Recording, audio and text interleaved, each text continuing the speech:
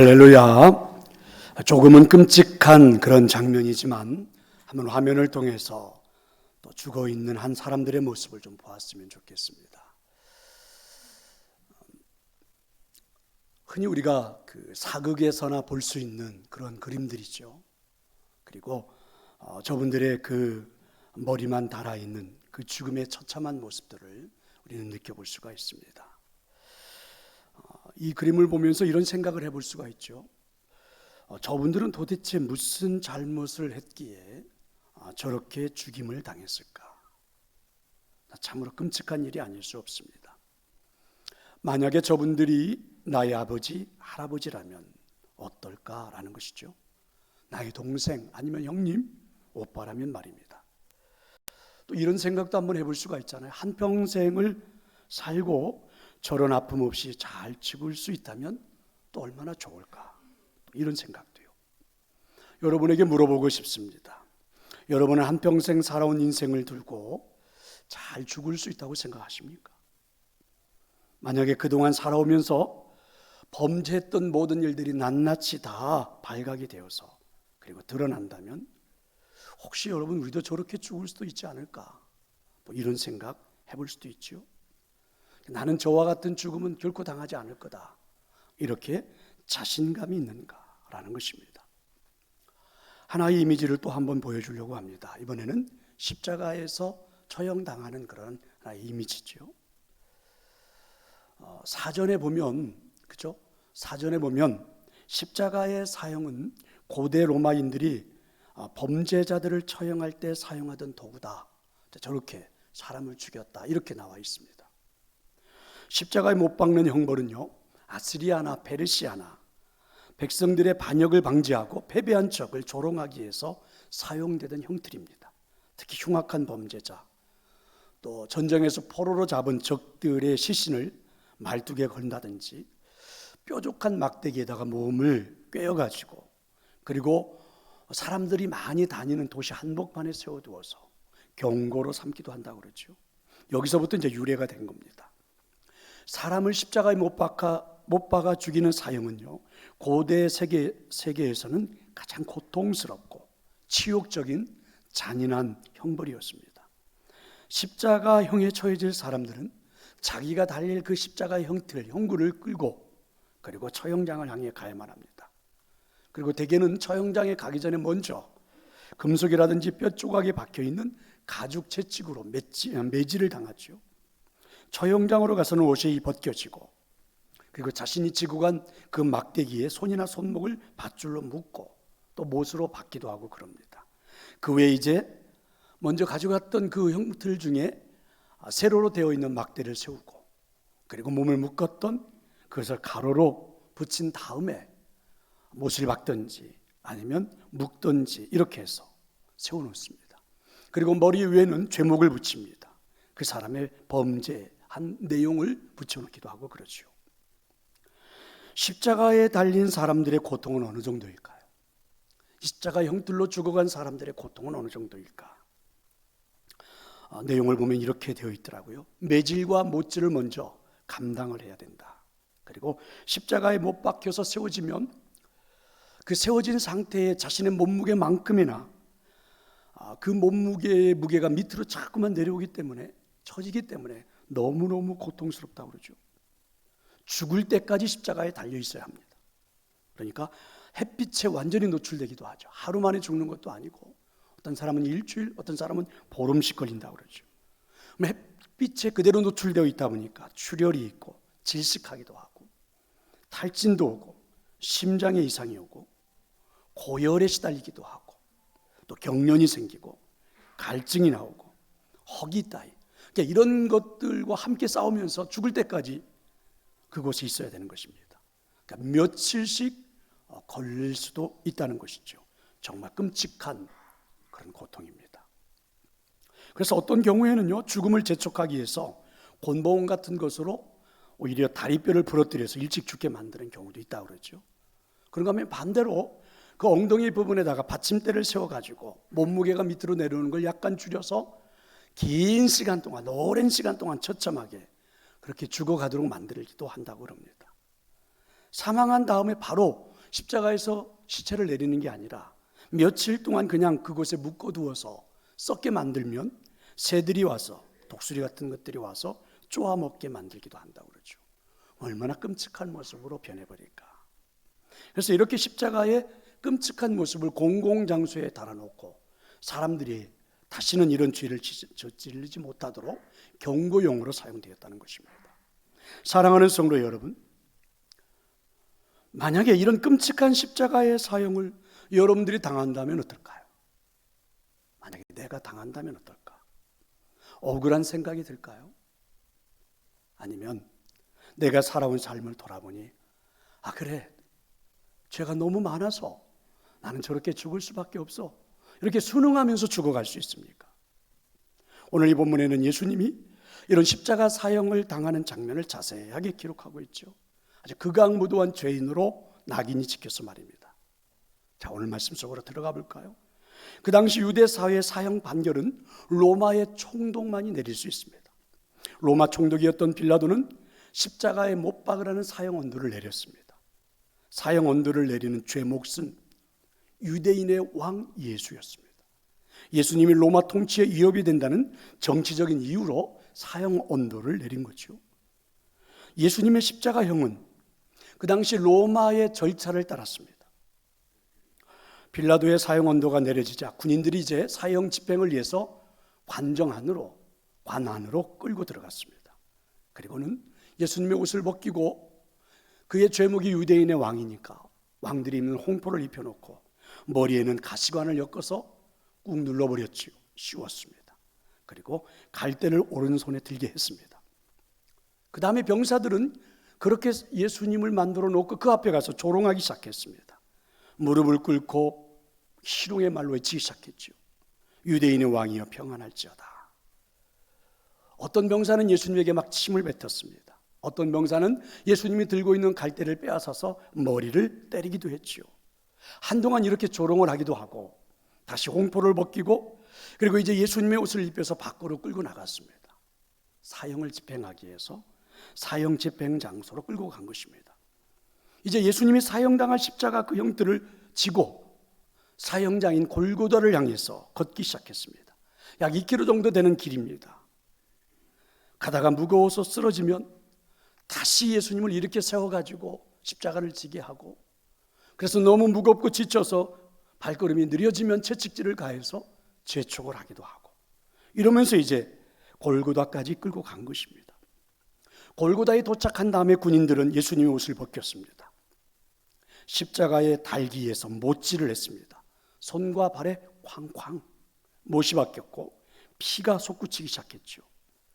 그리고 예수 그리스도를 매단 십자가를 높이 세우기 시작했습니다. 못이 박힌 손과 발, 그리고 가시관을 쓴 머리에서는 아주 피가 은근하게 흐르기 시작했죠. 예수님의 얼굴은 이미 피로 얼룩져서 알아볼 수 없을 정도가 되어버렸습니다. 몸에는 채찍에 맞아 살이 찢겨난 자국으로 피가 고였고, 여기저기서 흐르는 피로 온몸이 피투성이가 되어버린 것입니다. 자, 병사들은 예수님을 이렇게 십자가에 매달아 놓고 그 밑에서 예수님의 옷을 제비 뽑아서 나누어 갖기도 했지요. 그리고 예수님이 죽을 때까지 이제 병사들이 그 밑에서 지키고 있습니다. 이렇게 십자가에 달린 예수님을 보면서 그곳에는 많은 구경꾼들이 나왔는데, 그 중에 대제사장들, 서기관들, 장로들은 그 광경을 보면서 희롱하기 시작했죠. 그 옆을 지나가던 사람들도 십자가에 매달린 예수님을 바라보면서 조롱하기 시작했습니다. 성전을 헐고 사흘 만에 짓는 자여, 네가 만일 하나님의 아들이거든 자기를 구원하고 십자가에서 내려오라. 자, 여러분, 또 하나의 이미지입니다. 자, 이렇게 이제 십자가 예수님은 완전히 피투성이가 되어 달려 있습니다. 그 십자가에서 죽음의 고통을 당하면서 순간순간 예수님은 이렇게 부르시기 시작했죠. 엘리 엘리 라마 사박다니, 나의 하나님 어찌하여 나를 버리십니까? 이렇게 외치면서 서서히 고통 속에서 죽어갔습니다. 그리고 결국 조롱하는 사람들이 보는 앞에서, 권력을 가지고 그에게 사형언도를 내린 빌라도 앞에서, 그리고 죽어가는 예수님을 바라보며 한없이 눈물을 흘리고 있는 그의 어머니 앞에서, 예수님을 따랐던 많은 사람들 앞에서 결국 숨을 거두고 말았습니다. 가장 끔찍한 모습으로, 가장 극악무도한 죄인의 모습으로 십자가에서 죽은 것입니다. 성도 여러분, 우리는 비록 예수님의 십자가의 죽음을 현장에서 보지는 않았지만 기록되어 있는 이 글로 생생하게 느껴보았죠. 정말 끔찍한 죽음입니다. 다시 보고 싶지 않은 죽음이죠. 만약에 내가 죽는다 하더라도 저런 죽음을 당하고 싶지는 않습니다. 누구도 외면하고 싶은 그런 죽음이죠. 가장 저주받은 죽음처럼 보여집니다. 그런데 여러분, 여기에는 놀라운 일이 일어나지요. 반전이 일어났습니다. 상상도 할 수 없는 반전이 일어난 거죠. 예수 그리스도께서 십자가 위에서 처형되고 난 이후, 여러분, 십자가는 그리스도교 신앙에서 신성하고 중요한 상징이 된 겁니다. 하나님의 아들이, 신이 십자가에 못 박혀 굴욕적인 죽음을 당하셨다라는 사실이 사람들에게는 의아하게 보여졌지만, 예수님의 십자가의 죽음은 여러분 생각처럼, 그 당시 극악무도한 사람들이 죽는 것처럼 그렇게 수치스러운 죽음으로 끝난 것이 결코 아니었습니다. 사람들의 눈에는 끔찍한 장면처럼 보여졌지만 오히려 그 십자가에 죽으신 예수님의 모습은 하나님의 뜻에 의한 것이었고, 처참한 십자가의 죽음이 오히려 오늘 이 시대에 우리에게는, 또 2000년의 기독교 역사 가운데 많은 사람들에게는 영광으로 이어졌다는 것이죠. 십자가의 죽음 자체는 고통스럽습니다. 수치스러워 보입니다. 끔찍해 보입니다. 다시는 보고 싶지 않은 그런 모습이죠. 절대로 저렇게 죽고 싶지 않은 모습입니다.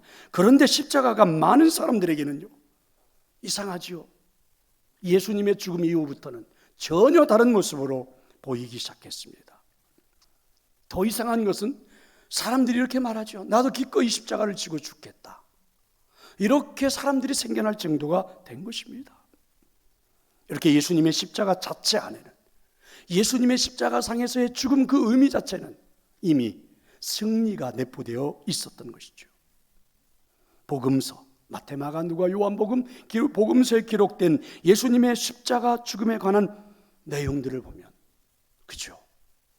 그 당시 범죄자들이 죽었던 십자가의 죽음과는 전혀 다른, 오히려 모든 사람들이 그분의 그 십자가의 죽음 속에서 소망을 볼 수 있는, 그래서 인류가 누릴 수 있는 평화, 우리가 누릴 수 있는 자유, 우리에게 주어지는 구원, 이 모든 것들이 포함되어지는 오히려 반전이 일어난 신비스러움이, 놀라움이 우리에게 가져다 준 것입니다. 그게 바로 고난의 십자가, 주님의 십자가의 죽음의 모습이었죠. 스코틀랜드의 이 조지 마터슨이라는 목사님은 이 십자가와 같은 그 고난을 놓고 이렇게 설교를 했습니다. 성경에 보면 많은 위인들이 있는데 가장 그들이 잊지 못할 축복의 자리가 어디인가를 한번 검토해 보자는 거죠. 그러면 그들이 잊지 못할 축복의 자리가 어디인가? 그러면 그들은 대부분 이렇게 대답할 거랍니다. 내가 엎드렸던 차가운 바닥이라고. 아브라함에게 물어보래요. 모리아의 번제단, 내 아들 이삭을 직접 내 손으로 죽여야 하는 그 자리가 내게는 가장 축복의 자리였노라고. 요셉에게 물어보라는 겁니다. 형들로부터 미움을 당하고 감옥에 갇혀서 차가운 그 감옥에서 죽어가고 있던 그 자리가 나에게는 최고의 축복의 자리라고. 모세에게 물어보래요. 순간순간 죽을 수밖에 없는 그 나일강에서 누군가에게 눈에 띄어도 죽을 거고 내버려 두어도 죽을 것 같은 그 나일강이 이런 나에게는 축복의 자리였노라고. 룻에게 물어보라는 겁니다. 시어머니를 위해서 하루 종일 허리가 아프도록 허리를 펴지 못한 채 이삭을 줍던 그 밭에 만약에 기념비를 세우라면 그곳에 내 기념비를 세우겠노라고. 다윗에게 물어보래요. 그는 정말 내일이라는 희망을 알 수 없는 그 광야 한복판, 여기저기 도망자의 실제가 되어 있는 그 밤에 그곳에서 노래를 불렀던 거기가 내게는 축복의 자리였다고. 욥에게 물어보래요. 하나님의 폭풍우 가운데서 응답하셨던 그 자리라고. 베드로에게 물어보라는 겁니다. 바다에서 순종을 하고 그물을 먼저 버리고 주님을 따랐던 그 자리가 축복의 자리라고. 요한에게 물어보래요. 혼자 밤무섬에 여러분 유배되어서 그곳에서 끝까지 믿음을 지켰던 그 자리가 내게는 축복의 자리였노라고. 바울에게 물어보라는 것입니다. 내 눈을 멀게 했던, 그래서 땅바닥에 엎드릴 수밖에 없었던 그 한 빛에서 내 삶의 전부가 나왔다고. 그게 가장 축복의 자리라고 이렇게 말하고 있습니다. 그래서 이분은 이렇게 말합니다.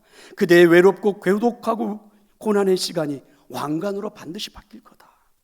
절망스러운 날들이 기쁨이 될 것이고, 사막이 변하여 노래하는 자리가 될 것이고, 조용한 삼림의 나무들이 손뼉을 치게 될 것이다. 뜻하지 않은 고난 때문에 낙심하는가? 반드시 기억하라는 것이죠. 지금의 이 고난은 나에게 황금알이 잉태되는 가장 기중한 시간이라고. 멋지지 않습니까? 가장 끔찍했던 십자가의 죽음이 오히려 여러분 인류에게 평화가 오다니, 자유가 오다니, 그리고 여러분 그 십자가에 그런 반전이 일어났다니 생각해 볼수록 감격적입니다. 예수님의 죽음, 예수님의 십자가는 그래서 정말 놀라운 상징이 됐잖아요. 희생의 상징, 헌신의 상징, 예수님의 십자가는요, 속죄의 상징, 구원의 상징이 된 것입니다. 뿐만 아니라 십자가를 사모하는 것은, 십자가를 지는 것은 예수님을 따르는 제자라는 상징적인 의미도 내포하고 있잖아요. 오죽하면 사람들이 나도 십자가를 지겠노라고 상징적인 의미로 목에 달기도 했고, 가슴에 붙이기도 했고, 건물이 지어지면 건물 안에 십자가를 세우고 여기가 교회라고 말하기도 했고, 우리는 손에 들고 다니기도 했던 것입니다. 이제 십자가에 못 박혀 돌아가신 예수 그리스도의 죽음이 우리가 믿고 있는 이 기독교의 가장 중요한 진리가 됐다는 사실입니다. 십자가는 구원의 핵심이 된 것입니다. 속죄의 제물이 된 십자가는 인류 구원의 토대가 된 것입니다. 십자가의 복음을 선포하는 것은 교회의 핵심적인 사명이 된 것입니다. 성도 여러분, 마지막 이미지 그림 다시 한번 볼래요? 여러분, 저렇게 끔찍하게, 가장 고통스럽게 예수 그리스도는 죽어가셨습니다. 세상의 눈으로 볼 때 십자가를 지는 것은, 그래서 사람들은 어리석다고 말할지 모르지요. 그런데 십자가를 통해서 하나님은 패배처럼 보이는 그 자리에 승리를 안겨주셨고, 허약한 것처럼 보이는 것에서 활기 넘치는 삶을 선물해 주신 것입니다. 여러분, 신약 성경에 보면 이런 단어들이 많잖아요. 속량, 죄 용서, 해방, 정화, 화해, 의로움, 이런 단어들. 그런데 이런 모든 단어들이 어디서부터 시작입니까? 바로 십자가로부터 시작된 거 아닙니까? 십자가가 없다면 이런 단어들은 전혀 성경에 나올 이유가 없겠죠. 십자가라는 가장 끔찍한 죽음의 도구는 이제 우리에게는 반전이 완전히 일어난, 오히려 부활의 이 영광을 받을 수 있는, 오히려 우리에게는 영원한 생명으로 나아갈 수 있는 그런 반전이 일어난 것입니다. 성도 여러분, 십자가를 묵상하며 받는 은혜가 무엇입니까? 오늘 이 시간 십자가를 묵상하며 받는 은혜가 뭘까? 죄인 중에 기수가 달리는 사형 형틀에서 오히려 우리에게 하나의 상징이 된 것, 하나님의 은혜. 십자가는 이제 결코 사형틀이 아닌, 우리가 받는 은혜는, 거기는 하나님의 사랑이었구나, 거기에는 하나님의 뜨거운 사랑이, 눈물겨운 사랑이 그 십자가였구나, 믿으시기를 축원합니다. 제2차 세계대전 때 일이죠.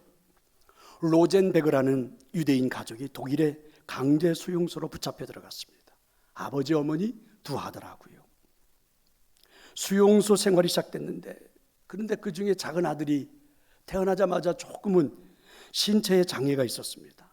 그래서 이 아들은 자신이 해야 되는 일들을 제대로 처리하지 못하고, 엄마가 도와주지 않으면, 누가 도와주지 않으면 제대로 감당하지 못하는 아이였죠.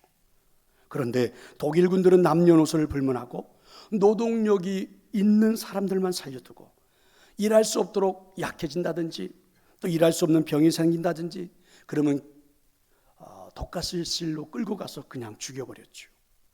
매일 새벽이 되면, 그래서 이 로젠베르그의 가족은 각각 다른 작업장으로 끌려갔죠. 아버지는 아버지가 일하는 장소로, 엄마는 엄마가 일하는, 두 아이들도 마찬가지로 어린아이들이지만 일하는 장소로 끌려갑니다.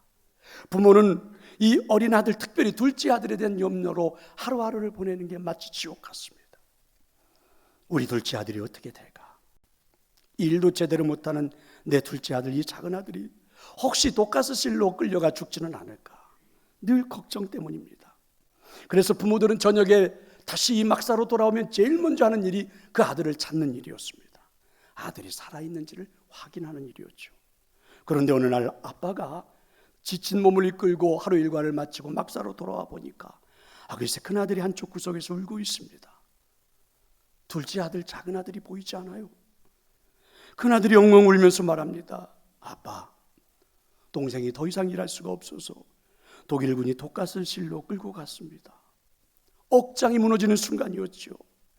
아빠는 간신히 숨을 고르며 다시 말했습니다. 그러면 엄마는 어떻게 됐니? 아직 안 왔니? 그 순간에 큰아들은 통곡하듯이 말하기 시작했습니다. 독일군이 동생을 잡으러 왔을 때 동생은 너무 무서워가지고 엄마를 붙들고 놓지 않았어요. 엄마를 꼭 껴안고 있었어요.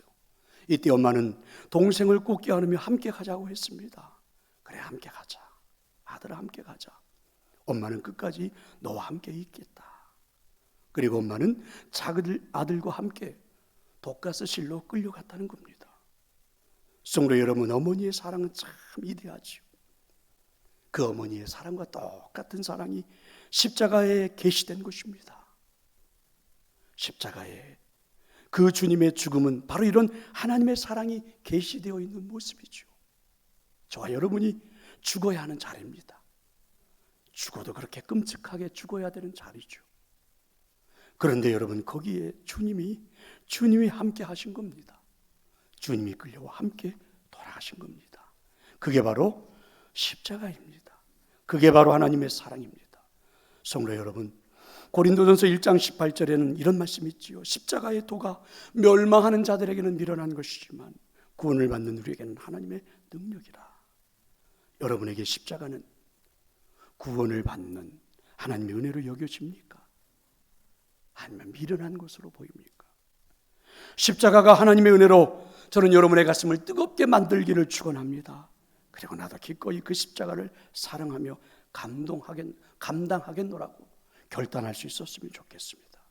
이제 우리의 상징이 된 십자가, 구원의 상징이 된 십자가, 여러분 기꺼이 사랑하고 기꺼이 걸어갈 수 있는 은혜가 오늘 여러분 모두에게 있어지기를 간절히 축원합니다.